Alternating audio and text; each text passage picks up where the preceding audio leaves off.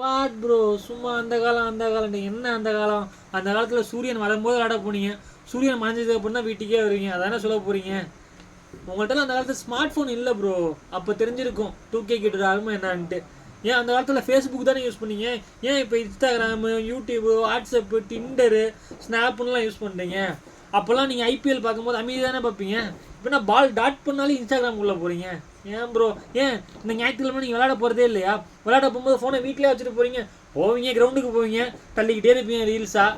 Friends வந்ததுக்கப்புறம் சும்மா 2 வார்த்தை பேசிட்டு மறுபடியும் தள்ள ஆரம்பிச்சிருவீங்க, பேட்டிங் முடிக்கும் போது தள்ளுறீங்க.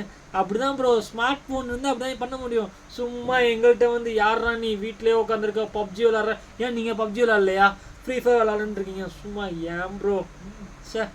ஆனால் அது ஒன்றே ஒன்று மட்டும் உண்மைதாங்க.